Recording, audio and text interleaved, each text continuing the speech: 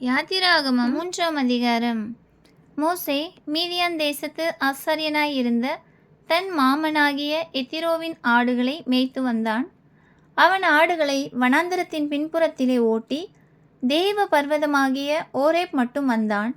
அங்கே கர்த்தருடைய தூதனானவர் ஒரு முட்செடியின் நடுவிலிருந்து உண்டான அக்கினி ஜுவாலையிலே நின்று அவனுக்கு தரிசனமானார்.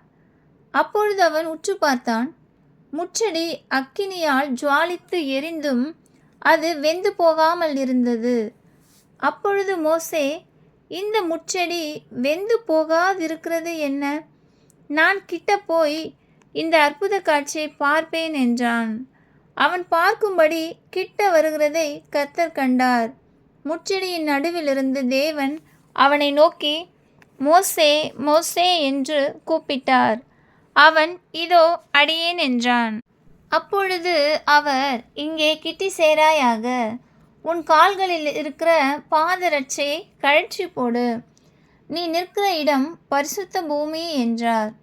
பின்னும் அவர், நான் ஆபிரகாமின் தேவனும் ஈசாக்கின் தேவனும் யாக்கோபின் தேவனுமாகிய உன் பிதாக்களுடைய தேவனாயிருக்கிறேன் என்றார். மோசே தேவனை நோக்கி பார்க்க பயந்ததினால் தன் முகத்தை மூடிக்கொண்டான். அப்பொழுது கர்த்தர், எகிப்தில் இருக்கிற என் ஜனத்தின் உபத்திரவத்தை நான் பார்க்கவே பார்த்து ஆளோட்டிகளின் நிமித்தம் அவர்கள் இடுகிற கூக்குரலை கேட்டேன்.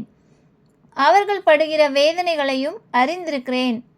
அவர்களை எகிப்தியரின் கைக்கு விடுதலை ஆக்கவும் அவர்களை அந்த தேசத்திலிருந்து நீக்கி கானானியரும் ஏத்தியரும் எமோரியரும் பெரிசியரும் ஏவியரும் எபிசியரும் இருக்கிற இடமாகிய பாலும் தேனும் ஓடுகிற நலமும் விசாலமுமான தேசத்தில் கொண்டு போய் சேர்க்கவும் இறங்கினேன். இப்பொழுதும் இஸ்ரவேல் புத்திரரின் கூக்குரல் என் சந்நிதியில் வந்து எட்டினது. எகிப்தியர் அவர்களை ஒடுக்குகிற ஒடுக்குதலையும் கண்டேன். நீ இஸ்ரவேல் புத்திரராகிய என் ஜனத்தை எகிப்திலிருந்து அழைத்து வரும்படி உன்னை பார்வோனிடத்துக்கு அனுப்புவேன் வா என்றார்.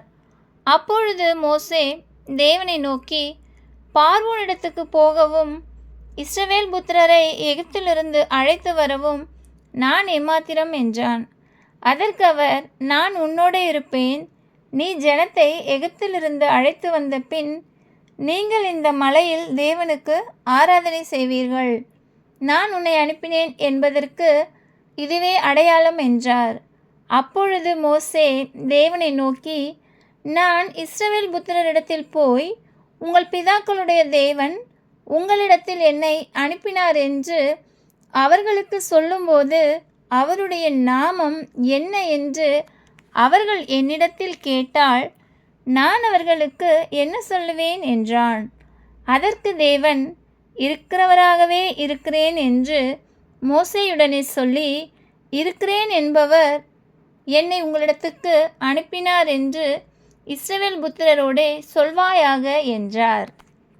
மேலும் தேவன் மோசேயை நோக்கி, ஆபிரகாமின் தேவனும் ஈசாக்கின் தேவனும் யாக்கோபின் தேவனுமாயிருக்கிற உங்கள் பிதாக்களுடைய தேவனாகிய கர்த்தர் என்னை உங்களிடத்துக்கு அனுப்பினார் என்று நீ இஸ்ரவேல் புத்திரருக்கு சொல்வாயாக. என்றைக்கும் இதுவே என் நாமம். தலைமுறை தலைமுறை தோறும் இதுவே என் பேர் பிரஸ்தாபம்.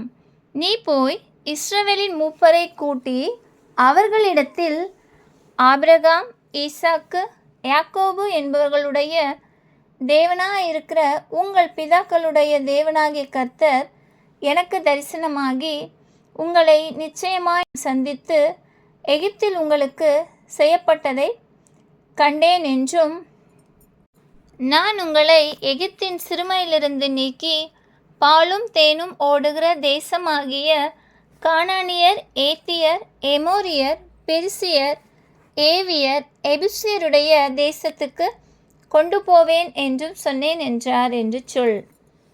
அவர்கள் உன் வாக்குக்கு செவி கொடுப்பார்கள். அப்பொழுது நீயும் இஸ்ரவேலின் மூப்பரும் எகிப்தின் ராஜாவினிடத்தில் போய் எபிரேயருடைய தேவனாகிய கர்த்தர் எங்களை சந்தித்தார்.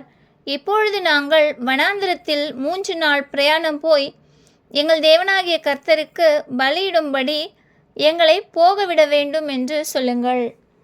ஆனாலும் எகிப்தின் ராஜா கை வல்லமையை கண்டாலொழிய உங்களை போகவிடான் என்று நான் அறிவேன்.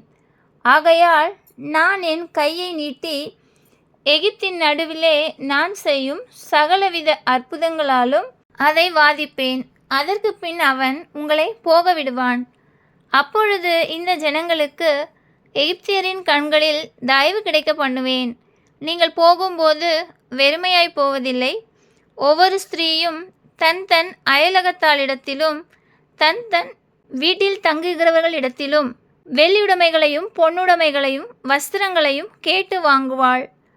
அவைகளை உங்கள் குமாரருக்கும் உங்கள் குமாரத்திகளுக்கும் தரிப்பித்து எகிப்தியரை கொள்ளையிடுவீர்கள் என்றார். ஆமென்.